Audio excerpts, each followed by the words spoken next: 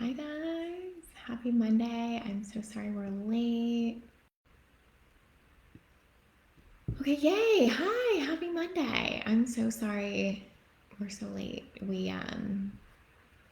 It's just the Zoom battle, I tell ya.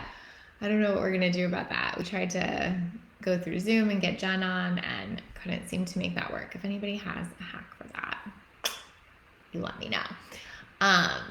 But we will adjust. We will make it work. Okay, so I'm just gonna pull this up.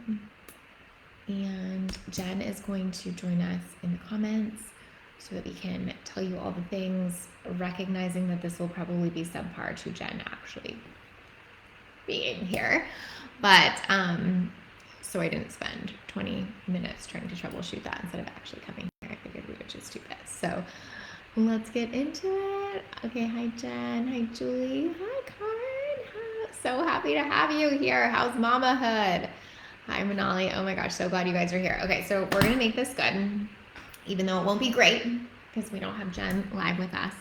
But we really did make some huge improvements to our funnel recently, to our emails, and so we just wanted to share some of those with you because obviously it's stuff we're always looking at and always talking about, and I feel like it's really helpful for us to get to share that with all of you. Hey Angie, I'm so happy to have you. Oh my gosh, everybody's here. I'm so glad. Hi Linz. I'm so glad that we just said screw it and we'll go live. I almost was like, should we go live on Instagram and have Jen? I don't know. Anyway, this feels like the right move, so I'm very happy about that.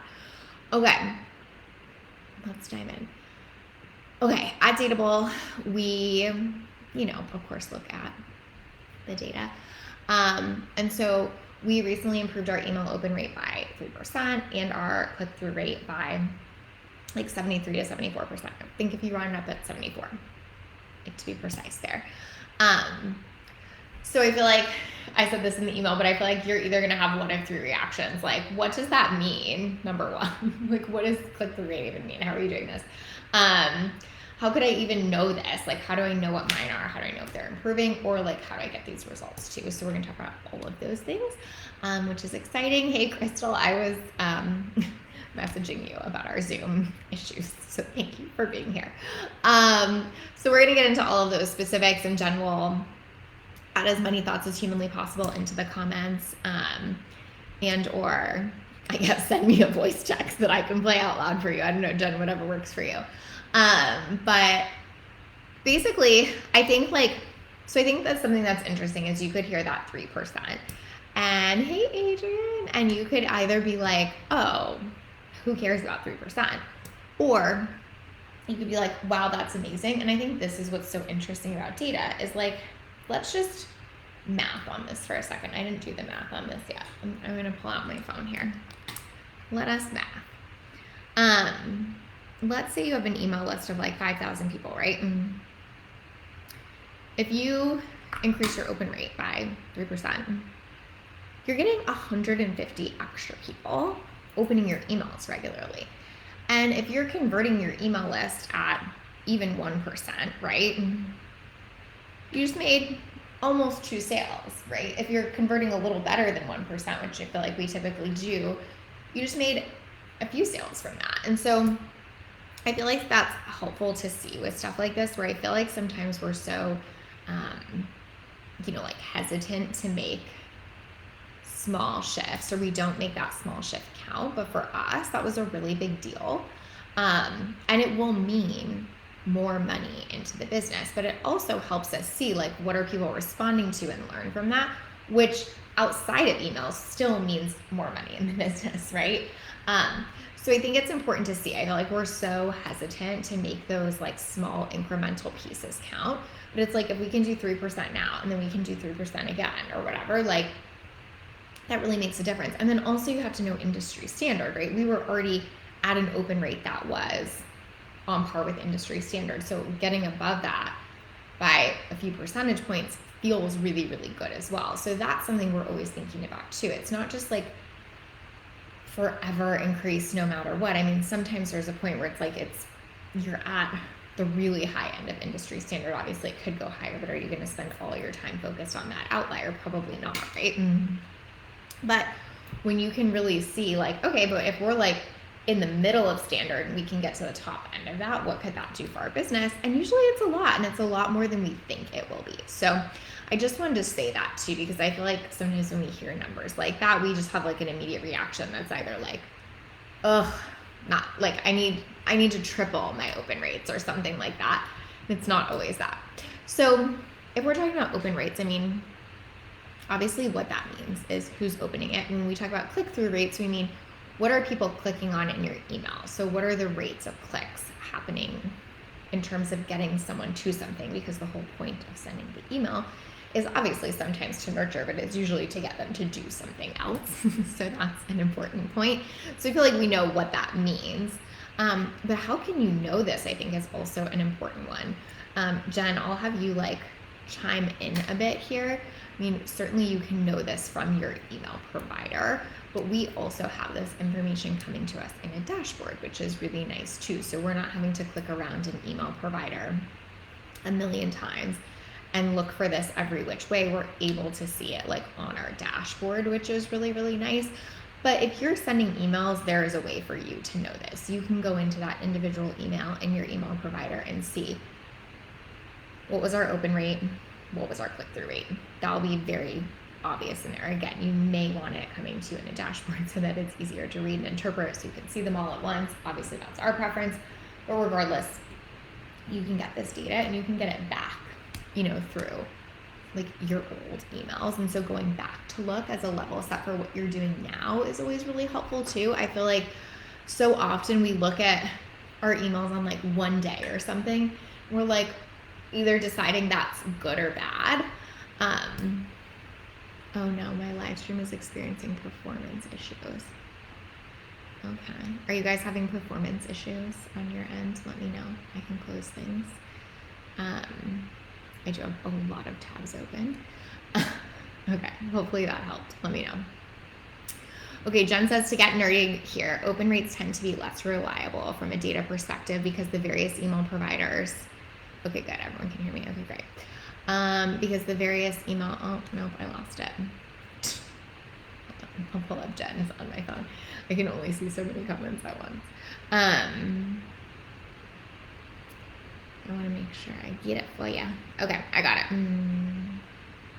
Because the various email providers like Gmail, Yahoo, Outlook have different abilities when it comes to tracking opens. It's useful for testing subject lines, but we definitely prioritize click-through rates over open rates, which is another reason we were happy with the 3%, but focused way more on the 74% increase to click-through rates. Exactly. So obviously, like getting more people to pay attention to what you're doing is great. But I think it's like, for me, we always use this example with social of like, yeah, it's great to get people liking your stuff and engaging or getting great reach. But what I really want to know is like, is that driving more traffic to my sales page or my website or my wait list or whatever? And so it's kind of the same thing here. Yeah, it's great to get more people, opening from you. But what I really want to know is, are they wanting to take action? Are they wanting to go somewhere else? Are they increasing traffic to our website? Are they going to buy from us? So I think that's a really important point that Jen made too. And honestly, like if we looked at what was like our best opportunity in the funnel was for sure click-through rates. So being able to improve that was huge. But really, like there are so many simple ways to improve your open rates, even just as simple as like knowing the kind of tone your audience tends to be most responsive to is something I pay attention to a lot. Like for some of my clients, I notice their audience is really responsive to something that like skews a little more, I guess I'll just say negative, where it's like, don't make this mistake as an entrepreneur or whatever kind of thing, right? Where others really skew a lot more towards like the positive, like 2 things you can do to get more results this week. Neither of those are great subject lines, but you get me.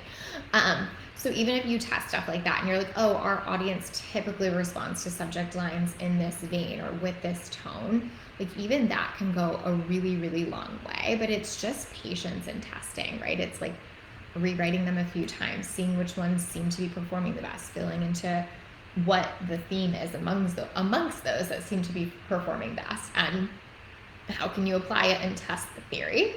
And Jen said we do pull data directly from Active into our dashboard. And also because we use UTMs, we have a way to track click-throughs regardless of what the email service provider tells us. Plus we can see sales using our approach as well, not just opens and clicks. Yeah, that's a great point, Jen. So what Jen and I are able to see on our dashboard is not just what our click-through rate is on the emails, but what emails actually generated sales, which is really, really helpful. Because obviously, like, yeah, we want more clicks, but we want what's getting more sales. So that's something really useful to study too, because like, again, it's the same as social. Like, you could have like the reel that goes absolutely viral, has all the likes and all the engagement, but doesn't result in clients. And you can have the one that like seems like it underperformed, but had 4 people reach out to you, right? Or had 4 sales come through. And so really paying attention to that in emails, I think, is super important too, and having the ability to tie a sale to a specific email. So obviously, like Jen said, we do that through UTMs, but we also pull direct from ActiveCampaign, but it's like all in one place instead of having to bounce around and find them 500 places. Okay, cool. So that's how we played with subject lines, is honestly just tested them. Like, I feel like it sounds so obvious, but you know, it does take a little bit of time and patience, because you're always creating a theory, testing the theory, creating the theory, testing the theory.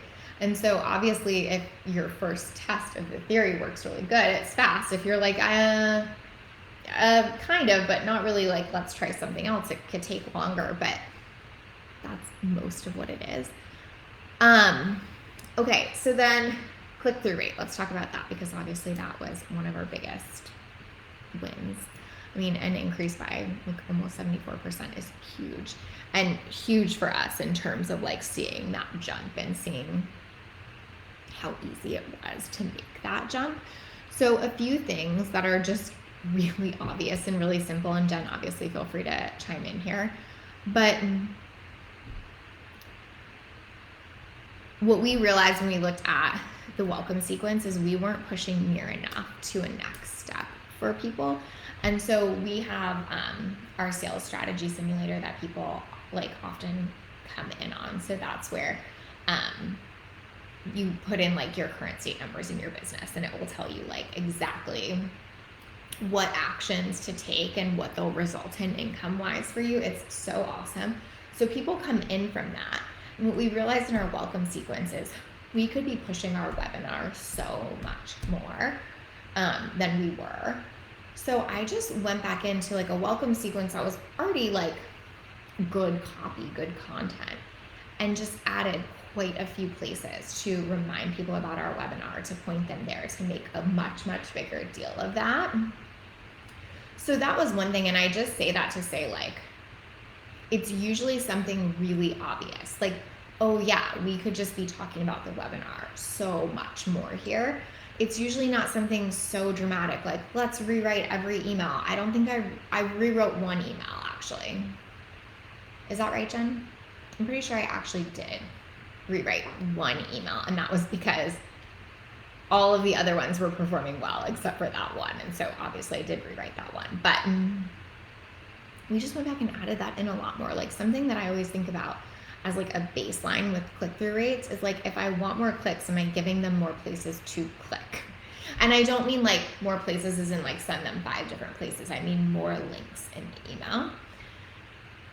So the answer was no. Like, there weren't enough links and enough places that we were directing them to this webinar in the email sequence to make that work. And I also think that's really important in a sequence like that is, you know, sometimes we go so hard on trying to get them to click for sales right away. And so something that we try to do here is like really warm them up and get them to click for like the webinar first, so that like they're learning like it's good to click in our emails. We give a lot of value.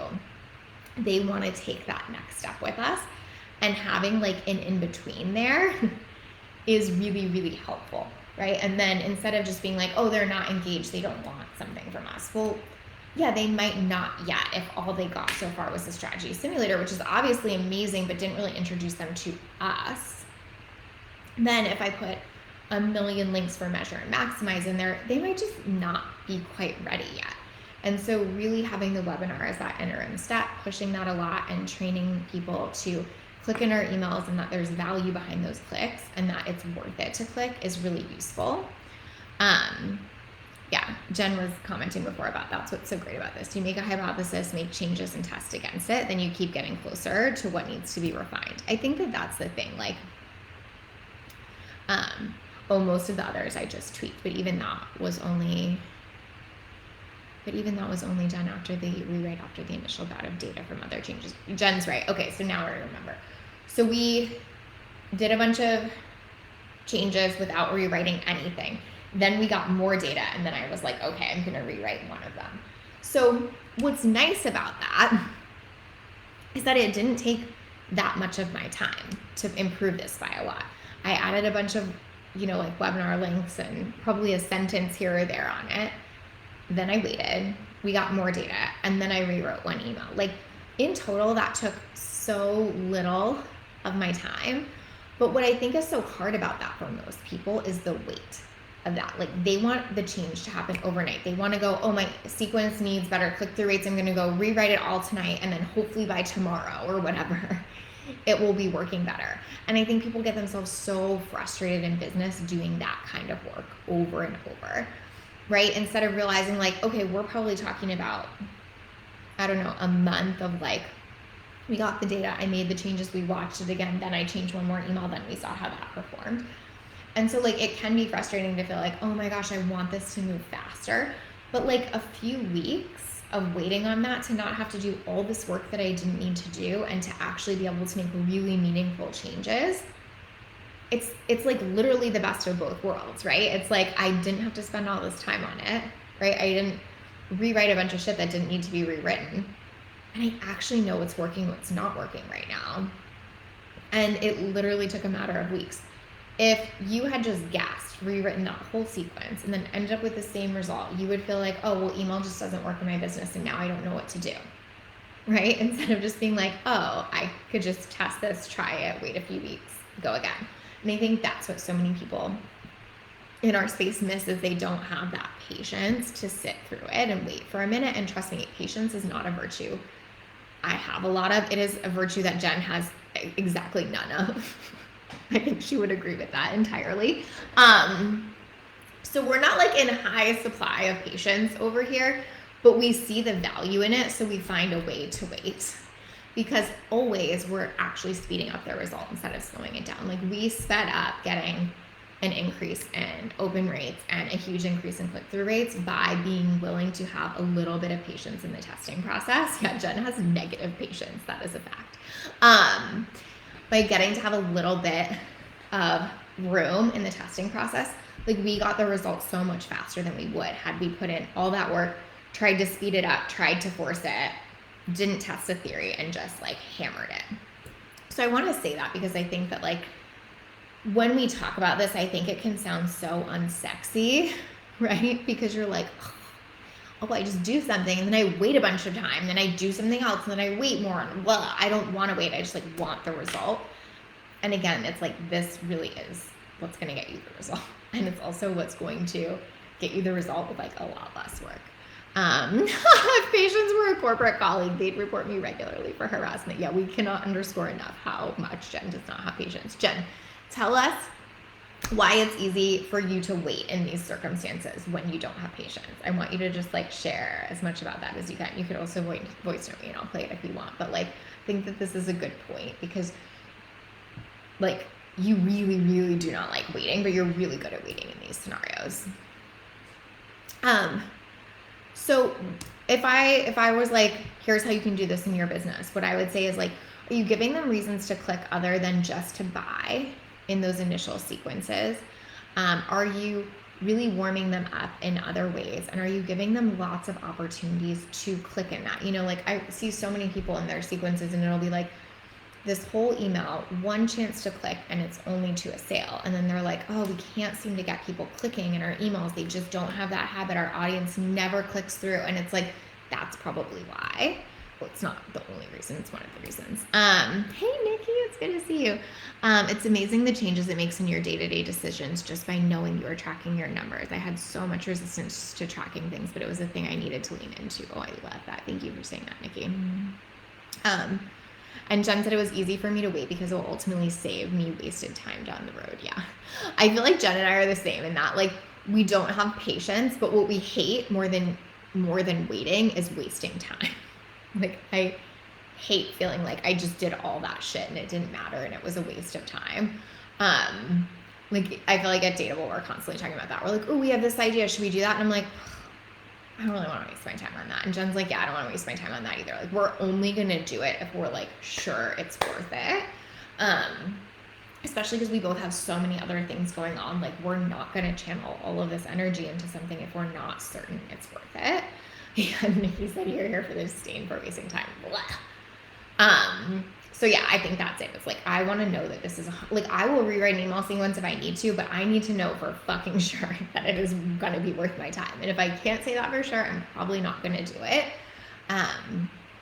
So I think that that's like a really huge value add here. And like Nikki was saying, you know, it's like, it can be really hard to lean into that. And I think it can feel so like intense to think about this idea of like, I actually have to look at all this stuff all the time. Like, I can barely write my emails, let alone have to go back and study the data. But again, it's like, what if you're gonna be writing these emails anyway, why would you not maximize on them or capitalize on them, right? Like, for us, it's like our business is always going to, well, at least for right now, right, is always going to be built off of these kind of funnel type systems to sell this course. And so if we're going to be putting out these emails, we're going to be pulling people into our funnel and getting them on our email list and sending emails, like, I'm going to be doing all that shit anyway.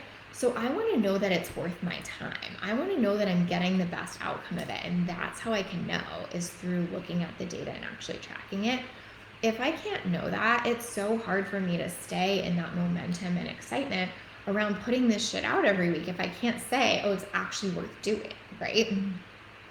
So really being able to look at that makes such a difference. Like, when I can see, well, gosh, just from going back and reworking some stuff, from adding our webinar in, from adding more links into an email, from, you know, tweaking a little bit of the messaging, like, we improved our click rates by 73%. Like, that's so worth it for me, and it gives me so much clarity on what to do moving forward.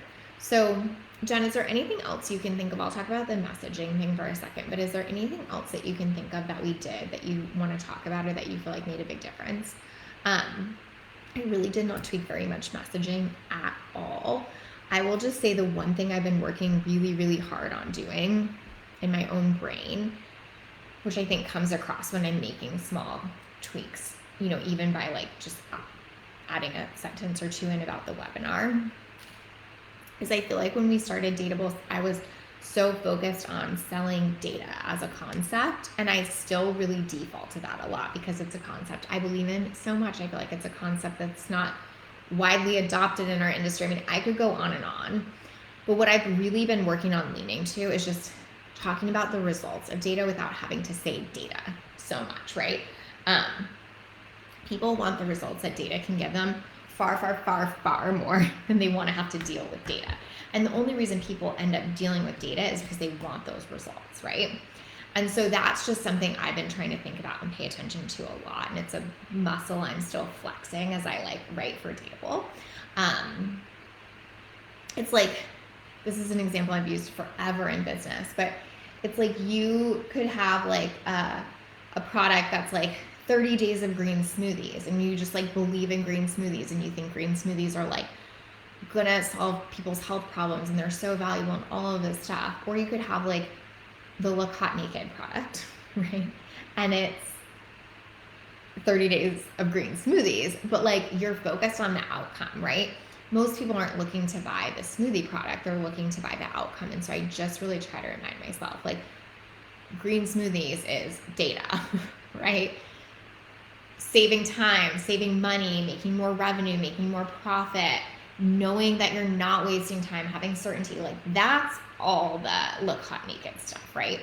And so even when I'm making those small tweaks, I'm just really working to remember that, to not use the word data so much, even like just to really make it about what it can do for them versus trying to sell them data. So you could apply that to like almost anything you're doing in business too. Like, are you really focused on the path, or are you focused on the result? And I hammer clients about this all the time, but it's just hard to do for yourself sometimes. Like, I see data as so important, and so it's hard for me to hold back there sometimes but it's really important that I do too if I want this to land for people, because the vast majority of women entrepreneurs aren't like, yay, give me data. They're like, I'll deal with that if it gets me this, right? Which is fair. They're only like, yay, data after they've gotten over that hump and have been using data for a while. Jen said, I don't have anything to add. It was so easy because we had data to point us in the right direction all along the way. Right. And I think that's it, is like, you can improve anything if you're measuring it.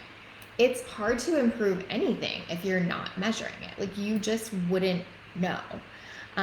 We wouldn't know that our clicks were a problem. We wouldn't know that we had a sales opportunity there. We wouldn't know like what was resonating the most, what wasn't. Like, it's crazy to me when people are like, oh, I'm like working on my funnel or working on improving my email funnel. And I'm like, oh, amazing. Like, what's the data telling you? And they're like, oh, I don't really look at that. I'm like, I truly cannot imagine how you could be working on improving your funnel though. Like, it seems impossible to me that those could live together, you know? Nikki said, also realizing that you're not really running a business unless you're tracking your numbers. Once you get over that resistance, there is so much freedom in knowing your numbers. All for trusting my gut, but numbers don't lie.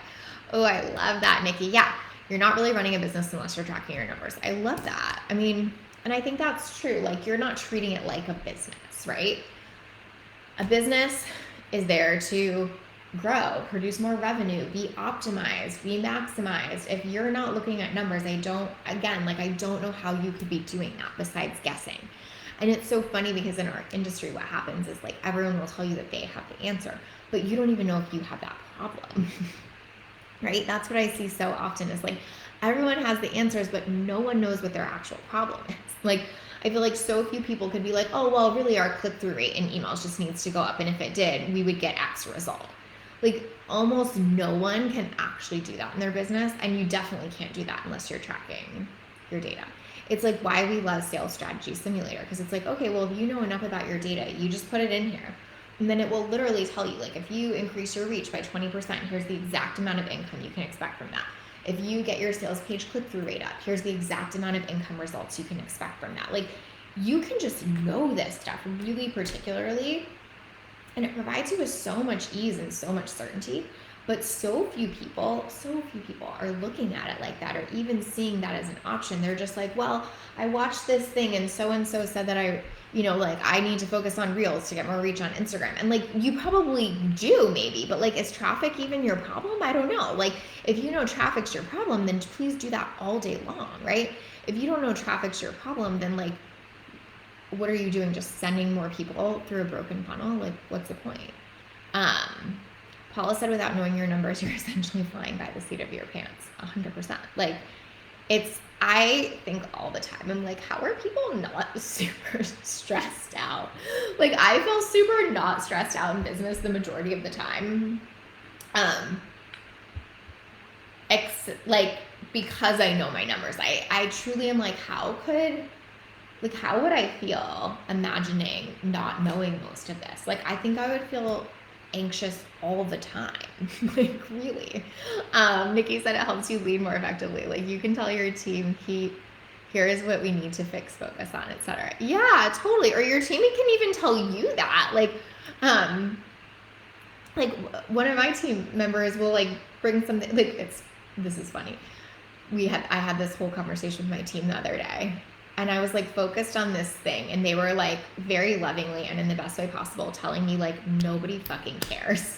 Like, you're so worried about this thing and it like doesn't matter. People aren't looking at that and nobody cares. And like, we could literally see people weren't looking at this, and it's just so helpful to have that. I was like, oh my God, you're right. I just literally needed someone to be like, the data says nobody fucking cares. And yeah, Crystal's like, not me. But sometimes you really, really need that. Like, you really do need someone to be like, no. And your data is what will do that for you. It really, I mean, obviously if you have the right team too, but like, it's true. Why do people have so much resistance to data? What's the mindset behind not looking? Oh, Nova. I mean, I could go deep here. Oh yeah, Jen put our simulator in there too. It's really good. I feel like it's one of those things where in business, I think it's like a self-fulfilling prophecy almost, where it's like, I was just saying I would have so much anxiety if I didn't know. I think people do have a lot of intensity in their business, and they think knowing the numbers will make that so much worse, right? It's almost like if it's not there, I'm not like acknowledging that like I have this problem. I like can keep focused over here. I think they're so scared of what they will find out. And so I think they like subconsciously, again, I don't know that this is conscious at all, but I think it's like subconsciously blocking it. Like it's better to kind of like not have it sitting in front of you, staring at you like that. But what Jen and I always say is the numbers are there whether you know them or not. It's so much more settling, soothing, and empowering to look at them. And then I also think there's kind of like the lighter side of that, which is just that it feels overwhelming. Like they don't see themselves as a techie person or a numbers person, and it feels like data involves both of those. And so they just think like, that's a hill I don't have time to climb, you know? Nikki says, for me, it was just fear of numbers, telling myself I was too busy. Yeah, I think, right? Like, I think that that's like the, you know, lighter version of like, I'm resisting, is like, it just seems like a lot. And I think it's so much simpler than most people make it out to be, but I get it. I mean, I felt like that for a while too, where I was like, oh, I want to know this, but like, do I want to do the lift required to get it? And like, obviously being on the other side, I'm like, that lift was so small compared to what it gives me. But I do think that that's really like an intensity at first. Paula says, isn't data filled with clues about what's working, what's not, and where to invest your time and resources? Right. I mean, it totally is. I just think that like, I think that so many people in our industry want the perfect magic pill. Like even what you're saying, Paula, of like the clues being there, what's not working, what is working. I think so many people are like, I don't want to be in the reality where I have to run a business. They're like trying to like do the whatever it is, like the quantum leap thing where like all of a sudden it all clicks into place and they like don't have to run a business. And I feel like that's so much of the messaging in our industry is that like it's almost like you should have a business with all these results without having to treat it like a business. And the truth is like data is treating it like a business. And so I think that that's another barrier too, you know? Yeah, Nikki said the same reason people don't like to look at their bank accounts feels overwhelming and they don't know what to do with it. Nova said maybe like in romantic sexual relationships, a lot of people feel like something is wrong but don't want to ask or see directly. I think that's so true. Like, or like if I don't like, and I think Nikki, the bank account one is so true. It's like there are people that like will look at their bank accounts really regularly and have like a healthy relationship with that, and there are people who will like not look at their bank accounts at all, and they think that that makes it better, but it's like making it so much worse. And so I really do think that data is a bit like that. I think it I mean, I hate to say it like this, but I will because I think it's true. I think it takes away the magic a little bit for people in the sense that it's like, well, now you just have a business and you're running it like a business. So like, because we're coming at data from this perspective, we can get on here, right? And go, okay, we improved our open rates by almost 74%, or click-through rates by almost 74%. Here's how we did it. We studied it. We tested it. But wouldn't it be so much sexier if I was like, guys, Jen and I did barely anything, and in 1 minute a week, we increased our click-through rates. Like, just do what we did. That is so much more attractive to people than what we're actually saying, which is like, we looked at our own data. That may or may not work for you. You should look at your data and figure it out. Like, it's funny how that is, but like we could make that sound magical. Like I could be like, I have the hack to get your click-through rate up by 75% so that you make way more sales this week and just do this one thing that I told you to do. Like that would sell exponentially better. It really would. It's just not true, you know? Right, Jen, so true.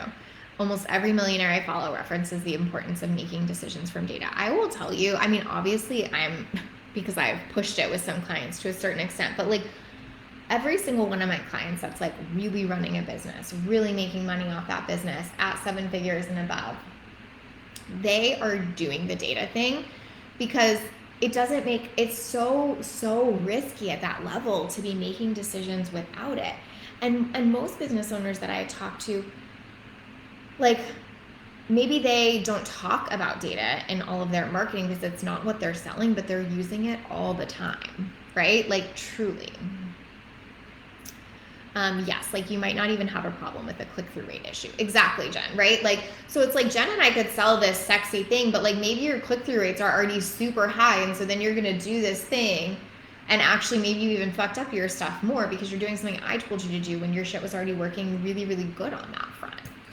Tony said, I would totally get that feeling of wanting to know what the data says, but not wanting to do the heavy lift of getting it. And then setting up a system or team to support in that so I can still get the data to make decisions is so critical. Love this talk, Lacey. I just joined a bit late, but going to go back. Thank you. Yeah, I mean, honestly, like, it is a lift, right? Like, but it can be so small. Like with our fast pass that we have inside Measure and Maximize, you can literally have data dashboards set up in like 2 to 3 hours. So like, is it 2 to 3 hours? It is. Will it feel overwhelming? Probably, because it's brand new. But like, if I recently did a podcast episode on this, and I was basically saying, like, if you want to scale your business and you're not willing to take a beginner's mindset sometimes, and you're not willing to be new at something, or you're not willing to be overwhelmed by being new at something, like, you are not going to scale. Like, part of scaling is that it's being willing to go, okay, I haven't led a team this big before. Beginner's mindset. What do I need to know? How do I improve my leadership? Okay. I haven't really had to focus on pushing huge numbers on social before. Beginner's mindset. What do I need to learn? What do I need to do to grow in this way? Wow, I've never really focused on numbers before. How can I lean into that? Like, that mindset is what gets you scaling, right? If you're never willing to do that as a business owner, it's not just about data. It's like, it's going to be hard for you the whole way, and you're going to hit a plateau every time you try to scale. Yeah, Nikki said it's actually almost never the sexy stuff that builds a business with strong foundation, unfortunately, right? Embracing boring, not sexy stuff consistently is the key. Definitely had to mature in that belief, though. For sure. I mean, I think like people hate that. Like, it's so funny because I agree. I'm like, I want a boring business. I want all the foundations. I want to look at my numbers, whatever. And so many people are like, that's so unsexy. But to me, it's like, what's sexy about that is knowing I have a business that's going to last for years. What's sexy about that is making really consistent money. It's like, I don't need the like chaotic hit, right? I want a business that I know is going to last for a really long time. And I think that what people also miss is that so often the quantum leaps that everyone talks about come from building foundations over and over again for a long period of time. And then that's when stuff really hits, you know? I think that is such a load of crap in our industry that like, it's just this thing that happens out of nowhere or something like that. And it's almost always because you built up enough foundations and momentum over time that it did it. It's just harder to sell that. It really is. I mean, we've been doing Datable for a year and a half now, and it just is harder to sell it. I mean, we are always working on things and always, you know, adjusting our messaging and challenging things. We're about to just re-record our webinar to make that even more precise and even more clear and even more aligned to results and all of that. But, you know, it's one of those things, like, it's not the sexiest thing, but I don't know a single business owner that's really growing and scaling that's not using it. It's just like when we all wish that it didn't look like testing, tweaking, all of that it just looked like someone else handed us the secret and that was that. Of course, I wish that too. I wish I didn't have to look at my fucking dashboards every day, and that instead an email came to me that said, just do this magic thing and you'll never have to worry again. I mean, 10 out of 10, give me that. But like, that doesn't exist, you know? Jen said that's also why you never hear business owners who have sustained multi-million-dollar annual success for more than 5 years reference anything as a quantum leap, right? I mean, 100%. 100%. Because they're like, oh yeah, I mean, that was always going to happen. I was building towards that. I was doing stuff for that. I was looking at data for that. I was moving toward that the whole time. Sometimes it looks like it happened fast when it snowballs, but we were always moving toward that. I think that's 100% true.